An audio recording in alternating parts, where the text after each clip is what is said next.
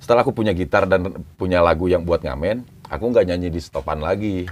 Aku lebih sering ke kampung-kampung yuk. Oh, iya. Rumah ke rumah. Rumah ke Aku rumah. ke rumah jalan. Nah, album pertama tuh Akar Rumput. Oh. Album keduanya Haru Hati. Oh, luar biasa. 2002 itu ya? 2002. Musisi yang beneran musisi gitu, akhirnya bisa satu panggung dengan idola, dengan Mas Iwan bisa satu panggung itu sangat pencapaian yang nggak saya bayangkan dari awal. Kita sempat manggung juga sama Om Ya, Jody. pas begitu ketemu tuh besoknya langsung diajak manggung ke Jogja. Kedepannya banget, aku pengen punya kampung yang banyak pohonnya, pengen punya hutan di kampung. Pengen punya banyak pohon gede. Hasil manggung tuh aku rencananya pengen bikin, walaupun nggak sebesar hutan belantara yang seperti alamnya, tapi aku pengen punya kawasan yang memang hutan gitu kan.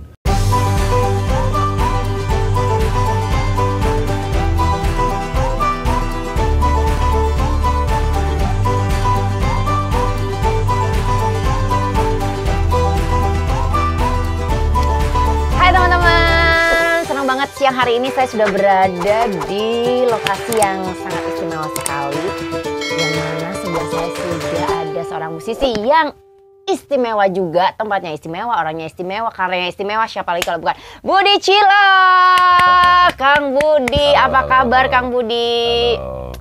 Alhamdulillah ya. Kita walaupun pandemik tetap harus produktif, bikin aktivitas, tetap bergerak, bikin video. Harus silaturahmi terus ya. Benar. Ya, silaturahmi kan virtual nggak enak. Nah itu makanya energinya tuh kurang gitu ya. Tapi kita selalu berusaha untuk tetap bisa memberikan hiburan, edukasi atau apapun lah yang bisa bermanfaat untuk teman-teman semua. Nah kali ini Ruang Tamu Ayusi bareng Kang Budi Cilok bakal mengulik banyak cerita perjalanan karir Kang Budi Cilok di industri musik Indonesia. Kira-kira ini pandemik lagi ngerjain apa nih Kang Budi? Udah hampir setahun nih ulang tahun si COVID teh. Ya pasti berkurang lah kegiatan bermusik berkurang. Walaupun nyempet-nyempetin nulis, tapi ya tadi kan nulis terus, nggak manggung, moodnya nggak kebangun juga, tetap aja. Tapi masih tetap nulis terus, tapi sedikit lah, banyaknya mengebon. Ngebon banyaknya. Ya, ngurusin tanaman, apa aja tanaman diurusin gitu. Wah luar biasa. Jadi musisi ya jalan walaupun berkurang, tapi aktivitas tetap ya, Kang Budi ya. Kalau malah sih sibuk pas pandemi ini sibuk banget sebenarnya. Ya itu tadi sibuk ngurusin tanaman. Jadi lebih sibuk dibanding sebelum pandemi ya? Iya kan, kalau biasanya kan kita sibuk manggung terus tuh, iya, di panggung, lupa kerjaan rumah. Nah sekarang pas pandemi, ternyata di rumah tuh banyak kerjaan yang emang nggak habis-habis. Nah apalagi tentang tanaman nih kayaknya pakar banget nih Kang Budi Cilok. Mulai janda bolong, monstera, wah pokoknya kalian yang penasaran, kalian harus banget datang ke rumahnya Kang Budi Cilok. Nah mungkin buat teman-teman ada yang tahu, ada yang tidak tahu nama lengkap Kang Budi Cilok itu adalah Budi Mulyono. Iya betul. Nah tapi panggilannya Budi Cilok. Kalau di beberapa video lainnya pernah diceritain, tapi di video ini belum ceritain. Gimana ceritanya Budi Cilok itu, Kang? Botak terus sih lagi kecil. Oh. Jadi pas lagi kecil botak terus. Jadi dipanggil teman-teman di kampung, Cilok. Dulu sih sakit hati kalau dipanggil Cilok. Lagi kecil tuh ngerasa dibully gitu. Iya benar. Tapi udah gede nempel terus dan susah diganti. Akhirnya ya Budi Cilok aja udah. Budi Cilok aja. Akhirnya saya yang kalah, ya udah Budi Cilok aja. Oh, itu berarti emang dari kecil ya? Dari kecil. Karena botak terus gitu. Oh, oke. Pasti sampai sekarang Kang Budi Cilok masih hafal siapa itu anak-anak yang dulu manggil Cilok. Awas ya teh gitu. Tapi ternyata itu membawa nama populer gitu dari Budi Mulyono menjadi Budi Cilok. Lahir 28 Mei 1978. Benar kan? Wis! Bandung, apal ya. Sumber Google luar biasa. Nah, sebenarnya jadi musisi ini keinginan orang tua atau emang cita-cita Kang Budi Cilok? Enggak, bukan jauh. Keinginan orang tua nggak ngerti, nggak nanya, nggak tahu dalam hatinya orang tua pengen aku jadi musisi atau enggak. Tapi waktu kecil memang bapak sempat ngajarin aku ke temennya belajar main gendang, belajar main gitar, belajar ngeliatin orang latihan dangdutan. Bapak jadi teman-temannya emang waktu itu musisi-musisi dangdut gitu kan. tapi nggak tahu dia pengen anaknya jadi musisi atau enggak gitu kan.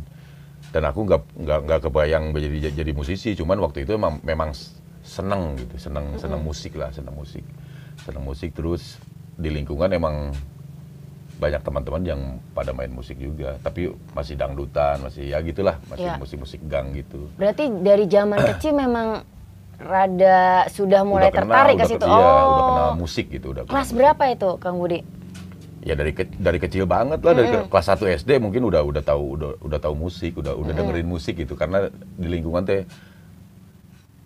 bapak udah nyetel musik, udah sering diajak main, kalau lagi kecil tuh diajak main malam minggu, bapak main ke temennya, aku dibawa tuh yuk. Oh, oke. Aku walaupun cuma ikut tidur di pangkuannya, tapi ngumpul di tempat orang-orang latihan dangdut, main musik gitu. Oh, iya. Udah nempel, ya udah gede.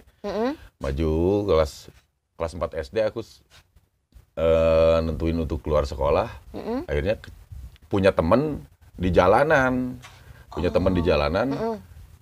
Keasikan di situ, punya duit dari bawa kecekan dulu kan. Kebetulan rumah tuh di Muhammad Toha. Pas gerbang tol itu ada lampu merah kan, banyak orang bawa mobil berhenti, jadi kebiasaan cari duit dari situ. Jadi udah punya uang sendiri. Iya. Dari situ udah banyak teman yang main musik terus, nggak kebayang jadi musisi atau apalah nggak. Iya. Cuman terus, nah dari situ udah. Oh, jadi kelas 4 SD itu memang Kang Budi Cilok udah gabung sama teman-teman kayak komunitas penyanyi jalanan gitu ya. Oh, oke. Teman-teman di jalan. Iya, cukup panjang juga gitu ya perjalanan berkarirnya seorang Budi Cilok di industri musik Indonesia. Termasuk berarti waktu itu kalau di Bandung kan almarhum Hari Rusli sempat kayak membina komunitas itu. Nah, itu tergabung juga Kang Budi di situ? Enggak, tapi aku tahu ada itu, gitu. Tapi nggak ikut ke KPJ waktu itu di Bandung. Tapi teman-teman aku KPJ semua. Teman-teman di jalan tuh KPJ semua. Terus aku jarang setelah itu setelah aku punya gitar dan punya lagu yang buat ngamen, aku nggak nyanyi di stopan lagi. Aku lebih sering ke kampung-kampung yuk. Oh, iya. Rumah ke rumah. Aku rumah ke rumah, jalan dari rumah ibu ke rumah nenek. Tapi setiap keliling kampung, di rumah gitu, gitu warung-warung segala macam. Kebiasaan lah, aku masuk komplek dan segala macam ke situ. Lupa ke jalan. Nah, udah agak gedean sedikit, tahu jalanan, tahu bis, tahu apa, terus ke Jakarta. Lamanya sih seringnya di Jakarta. Di Jakarta. Banyak teman di Jakarta. Oh, jadi gabung sama teman-teman di sana ya. Sampai pertama merilis karya yang pertama kali Kang Budi Cilok itu tahun berapa dan itu apa? Tahun berapa ya? 2001, 2002 kayaknya. 2001. Udah punya grup band tuh. Udah punya grup band namanya Kampungan.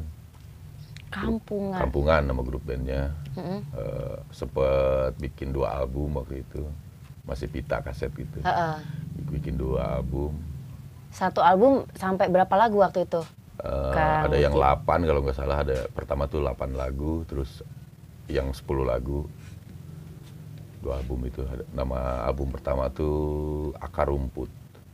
Album keduanya Haru Hati. Luar biasa. 2002 itu ya? 2002. Ya. Sudah mencetuskan karya pertama dari Budi Cilok. Nah, kalau ngelihat kan beberapa karya Kang Budi kan sudah mewakili misalnya kayak mungkin ada kritik ke pemerintah ada, terus suara hati manusia ke manusia, perasaan ada, terus lingkungan ada gitu. Kayaknya udah lengkap gitu. Nah, di era seperti ini kira-kira bakal apa yang dikeluarkan karya Kang Budi? Tentang apa lagi gitu? Itu aku nggak pernah berkonsep ke situ. Karena sampai sekarang ini aku tuh merasa aku tuh bukan musisi yang kayak orang-orang gitu emang difokuskan untuk bermain musik gitu. Aku tuh nggak punya pikiran ke situ gitu. Maksudnya bukan nggak punya pikiran ke situ, jadi berjalan aja. Nggak kayak sekarang aku emang aku tuh senang bertani gitu, senang pegang tanaman, udah fokus aja di situ. Tapi ketika aku dapat ide dari tanaman itu, dari ngurus tanaman, aku dapat satu ide buat bikin lagu, nah aku tulis. Jadi nggak punya konsep, wah sekarang mau bikin jadi tuh kayak langsung gitu ya? Langsung aja seperti itu. Oke. Nggak pernah sebelumnya kayak jauh-jauh di konsep ini mah memang tema lingkungan dulu, ini tema enggak, aku enggak begitu. Nemunya aja apa, aku rekam, kalau bisa aku rekam, kalau enggak aku cuma pakai handphone, sering buang ke YouTube, udah gitu aja. Itu bentar ke depannya mau jadi album ya mangga, mau enggak juga enggak apa-apa lah. Gitu. Iya. Jadi nggak ada ekspektasi yang, harus gini, enggak ya, Mas? Oke, baik. Dan kalau ngelihat berarti perjalanan Kang Budi Cilok dari awal nih sampai sekarang berapa tahun berarti, Mang? Lupa berapa tahunnya, dari 2003 lah, 2003 sampai sekarang 2021. 21 berarti ya 18 tahun, ya, 20 tahun, tahunan, betul. 20 tahunan. Menurut Kang Budi sendiri, pencapaian apa yang sudah terwujud selama rentang waktu 20 tahun ini yang dijalani Kang Budi? Banyak yang patut saya syukuri dengan seorang saya Budi Cilok gitu, yang nggak tahu menahu tentang dunia musik, akhirnya bisa banyak temen di dunia musik ini, banyak kenal ya, termasuk Ayu, termasuk jadi kenal Mas Ipang, kenal Anji, kenal banyak teman-teman musisi yang beneran musisi gitu, akhirnya bisa satu panggung dengan idola, dengan Mas Iwan bisa satu panggung, itu sangat pencapaian yang nggak saya bayangkan dari awal. Oke, kalau tadi ngobrolin Iwan Fals gitu ya, yang sering mungkin teman-teman di sana sering mengaitkan Budi Cilok Iwan Fals gitu. Gimana kiprah beliau di perjalanan musiknya Budi Cilok gitu? Apa aja yang sudah disampaikan beliau kepada Budi Cilok gitu? Dengan secara bukan cuma lisan ya. Mas Iwan itu jadi apa ya? Jadi semangat saya untuk tetap bertahan di dunia musik gitu kan, walaupun cuma gitu-gitu aja, tapi menjadi saya betah dan ternyata dunia musik mengasihkan dan positif gitu kan. Mas Iwan pernah bilang ke semua orang sih, mungkin nggak ditujuin ke saya sendiri, tapi Mas Iwan pernah bilang ke teman-teman penggemarnya gitu, ayo kita bertemu di karya yuk gitu. Ayo kita ketemu di karya yuk gitu. Nah dari situ itu kata-kata Mas Iwan yang nempel gitu, nempel dia, aku harus ketemu di karya.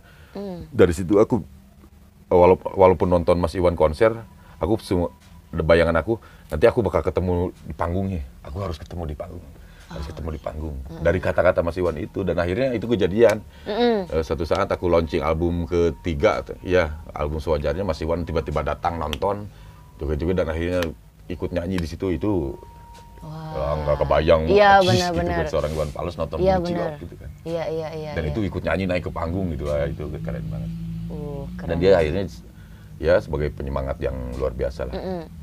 Mungkin bukan untuk penyanyi saya sendiri, buat penyanyi seluruh Indonesia mungkin Mas Iwan salah satu penyemangat untuk terus berkarya. Oke, tapi pernah ada kepikiran gitu nggak di benak Kang Budi? Selalu disamakan atau selalu dikait-kaitkan gitu dengan suaranya Kang Iwan Fals? Dulu sempat nggak enak ya kalau disama-samain, kayak niru-niru Iwan Fals lah.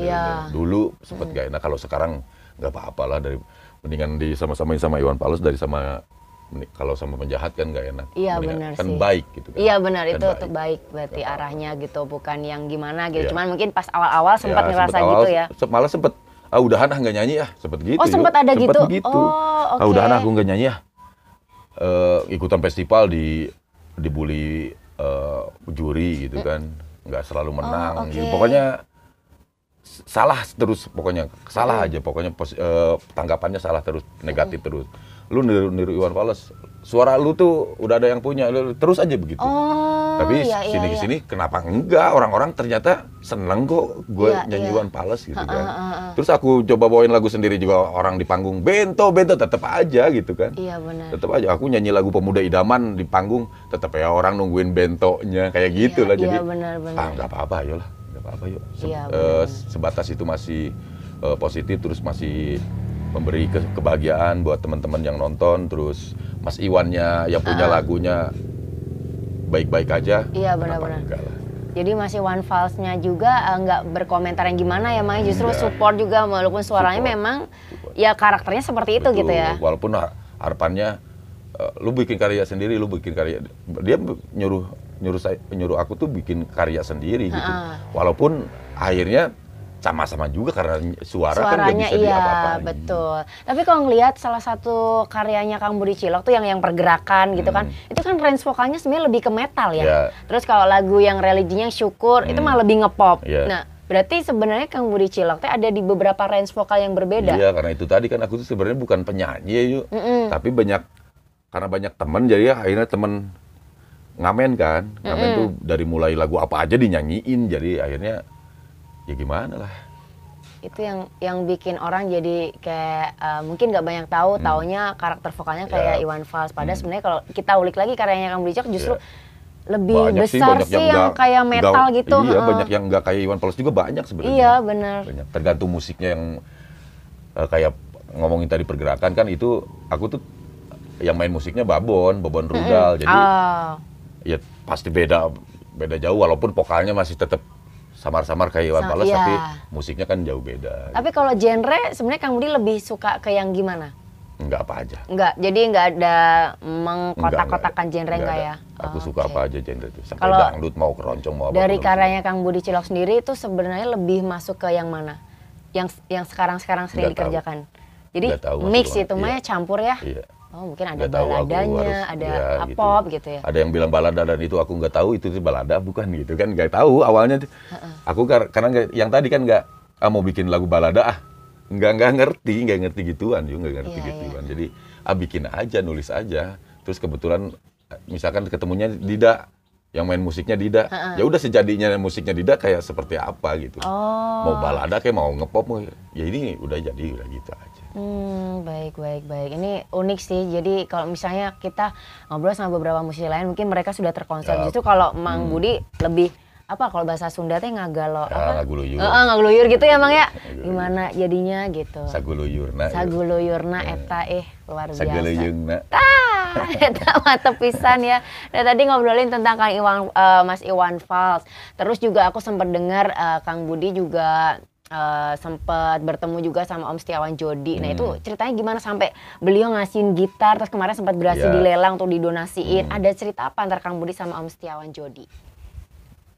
Ya dari apa ya, itu kayaknya orang-orang penting nih yang ketemu sama Kang Budi Cilok. Salah satu kejutan dan nggak nyangka gitu tiba-tiba dapet SMS, waktu itu masih SMS-an, dapat SMS bahwa Mas Setiawan Jodi nyariin saya.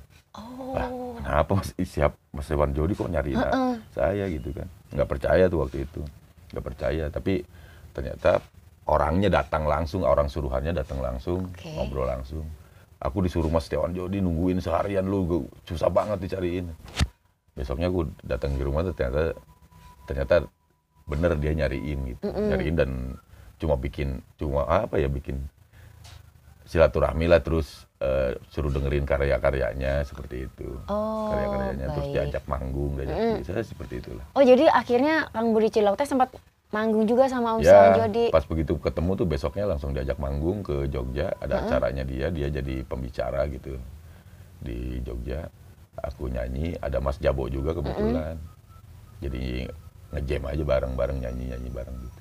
Apa yang disampaikan Om Setiawan Jodi ke Mang Budi Cilok? Maksudnya mungkin ada hal-hal penting gitu tentang... Ya itu tadilah sama itu dua orang tua yang keren menurut saya. Mau Mas Iwan Fals, Mas Setiawan Jodi itu dua orang tua yang hebat banget.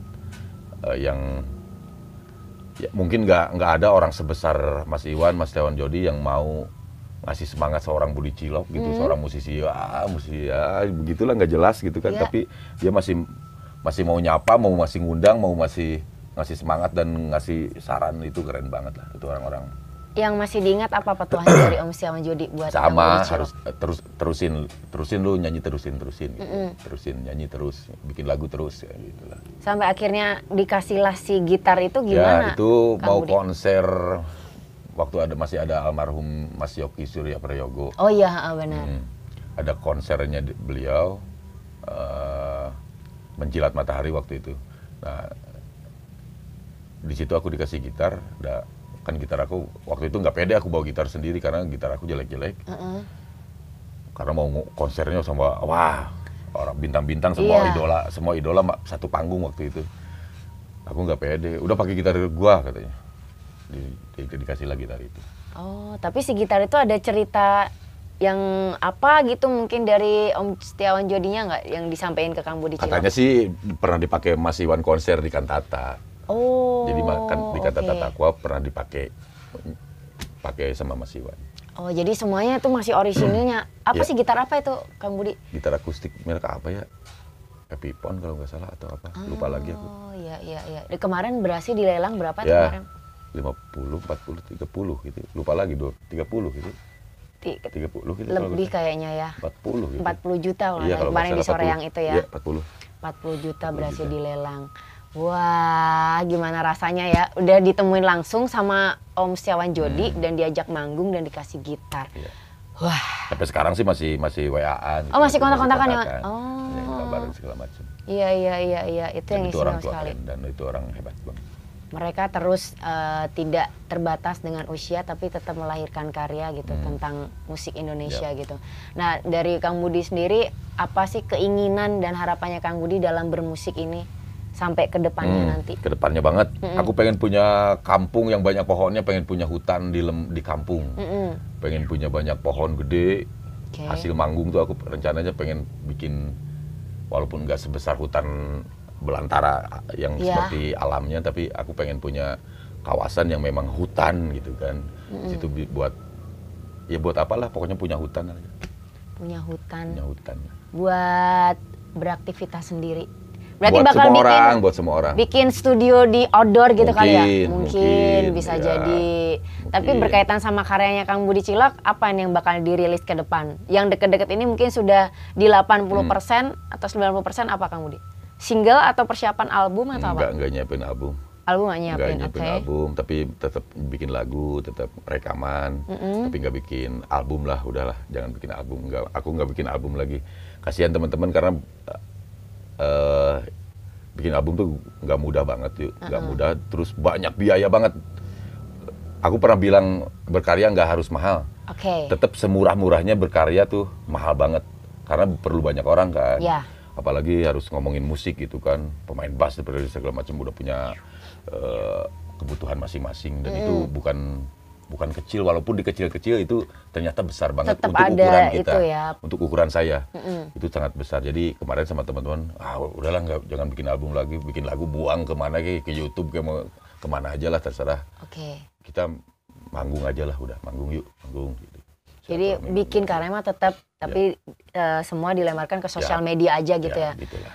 Oke, yang penting kita tetap bergerak, menghasilkan sesuatu Ya, untuk mengabarkan lah lewat lagu. Bener, karena kan bidangnya Kang Budi Cilok di musik ya, berarti karya musik memang yang ditunggu-tunggu. Walaupun mungkin ada persiapan apa, bisnis? Ada bikin bisnis Kang Budi? Bisnis nggak? Aku bukan bisnis. Aku lagi nyiapin ini aja, ini rumah tani yuk. Oke. Ini tempat ini aku kasih nama rumah tani. Jadi aku rencananya pengen ngurus tanaman, yang tanaman apa aja, dari mulai bunga hias sampai tanaman keras. Aku mau koleksi di sini, mau aku rawat di sini, mau aku perbanyak, rencananya mau bantuin teman-teman yang setiap tahun kan ketika musim hujan teman-teman tuh ada yang berangkat ke hutan untuk nanam. Oh iya, untuk menanam. benar. Jadi aku pengen nyediain bibit-bibitnya kayak gitu. Oh, tapi nanti akan diberdayakan Kang Budi Cilok sendiri atau mengajak ini masyarakat sekitar untuk saling? Sama masyarakat udah tentu pastinya. Masyarakat sekitar udah pasti tentunya. Teman-teman band juga kayak Abang Agam udah ikutan gitu kan, ikutan bantu-bantu di sini untuk ngurusin tanaman segala macam. Nah itu, semoga lancar Kang Budi Cilok. Apa Amin. yang tadi direncanakan, harapan, keinginan juga. Pokoknya buat teman-teman yang penasaran seperti apa karya-karya Kang Budi Cilok, kalian bisa pantengin Instagramnya, YouTube-nya juga ada. Instagramnya Kang Budi Cilok teh Ini si Budi Cilok. si Budi Cilok. Kalau YouTube-nya Budi Cilok TV. Budi Cilok TV. Kalian subscribe. Nah di situ ada banyak video kegiatan Kang Budi Cilok. Kalau Nggak misalnya ada videonya, video busuk semua. nggak apa-apa. Asal-asalan Biasanya semua. kalau kayak gitu tuh justru kita nggak tahu loh. Ternyata banyak yang nonton Kang Budi Cilok. Ya. Jadi apapun itu pokoknya teman-teman semua harus nonton, pantengin, support selalu musisi Terima kalian yang di Indonesia Terima gitu. Kalau misalnya kalian Terus penasaran aku lagi. punya utang ya, pengen bikinin lagu aja ya. Iya benar. Sebenarnya aku tuh udah banyak ide udah banyak ide, cuman Aku mau itu tadi siap-siap kan. nge-rap nih. Itu tadi udah belum waktunya mungkin. Iya kayaknya. Tapi Itu bakal jadi, menurut saya itu bakal jadi. Iya. Pasti bakal jadi, pastinya bakal jadi. Jadi teman-teman tungguin nanti ya karya saya sama Budi Cilok. Aku juga sebenarnya udah nggak sabar dari kemarin, cuman karena ada pandemi, karena kegiatan masing-masing, jadi tertunda. Kebayangkan Kang Budi Cilok bakal collab sama Ayushi. Kebayang Ayu nyanyi kan? Iya kan, terus aku biasa ada nge-rapnya. Ayu nyanyi, wah. Bener, itu sih. Terus kayak ada nge-rapnya kayak Pokoknya nanti tunggu karya kami, insya Allah semoga bisa terrealisasi dengan baik ya. Buat teman-teman semuanya, terima kasih pokoknya tadi yang sudah ngelihat video ini, semoga ada manfaat baik dari obrolan aku sama Kang Budi Cilok. Terus juga menginspirasi, memberikan semangat buat teman-teman bahwa pandemik ini jangan mematahkan semangat kita. Gitu. Kalau misalnya kalian mau main ke rumah Budi Cilok, kalian bisa datang ke sebelah pabrik Sunda Hejo. Pabrik kopi Sunda Hejo. Nah, itu di daerah Pacet Ciparai, betul ya Bang ya?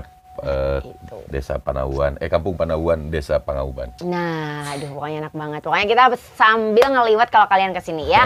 Gitu, terima kasih sekali lagi Kang Budi, sukses selalu, sehat, bahagia. Amin. Ditunggu pokoknya karya-karya terbaru dari Kang Budi Cilok. Amin. Thank you, jangan lupa subscribe, aktifkan lonceng notifikasinya. Sampai jumpa.